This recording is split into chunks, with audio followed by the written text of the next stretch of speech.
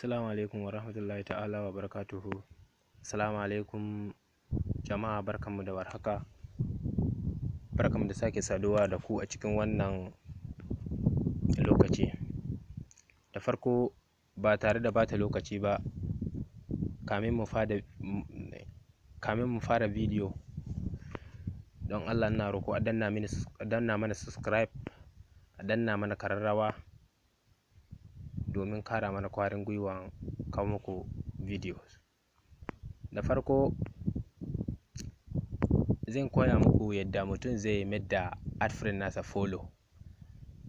Wato za ka ga idan ka yi la'akari za ka ga da yawa official profiles, wato a Facebook za ka ga kamar su Ali Nuhu, kamar su Adam A Zango da irin Aisha Aliyu Samiya da sauransu. Za ka ga ka shiga profile nasu za ka ga follow.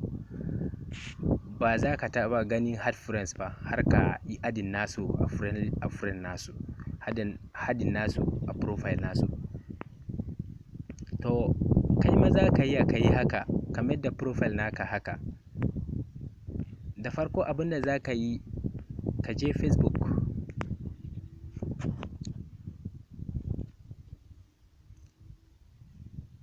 Idan ka shigo Facebook, inda za ka je na gaba sai ka taba wannan digo na uku na saman nan, wannan. Idan ka taba sai ka zo ka shiga setting na Facebook naka haka. Idan ka shigo setting sai ka zo privacy setting, wannan layin da na yi wannan janin farin watan nan, wanda kana ganin farin watan nan a wurin. Ba za mu yi gaggawa ba don na son kowa ya gane abin da nake koyarwa. To sai ka shiga haka.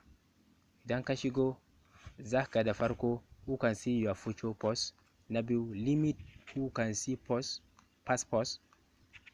Za ka ga who can see the people page on list you follow. Za ka zo da farko abinda za mu koyar a nan darasinmu shine who can send you friend request. Wato wa zai yi sending friend request naka, wato wa zai yi adin naka a friend request. To wa zai tura maka friend request, sai ka shiga. Idan ka shiga za ka ga everyone, za ka ga friends of friends. To sai ka mai da shi a friend of friends, ka sa shi haka. To ka gama da shi. Ba za a ga add friends a profile naka ba, sai ka ga follow ko like. Wato mana idan mutum ya yi maka follow, duk abin da ka yi posting zai ringa gani, ba sai ya zama friend naka ba. Zai yi maka follow, wato ya bi ka kenan a Facebook. Duk post da ka yi to wannan mutum zai ringa gani, ba sai ka zama friend nasa ba. Za ka ga da yawa mutum limit na friend nasa ya cika. Dama limit na friends a Facebook 5,000 ne. Idan ya cika 5,000, wallahi ba za su kara baka friends ba a Facebook. To wannan hanyar da na koya muku shine hanyar da za ka shiga ga magance wannan matsala. Mutum zai ringa following naka ba sai ya yi maka adin ba. Idan ka lura ba za ka yi wa wannan Ali Nuhu adin a Facebook ba, ko Aisha Aliyu Samiya ko Adam A Zango da sauran manyan masu fina-finan Hausa, kamar manyan 'yan siyasa. Ba ka isa ka yi musu add friends a Facebook ba, daga like sai follow. Kai ma za ka yi haka.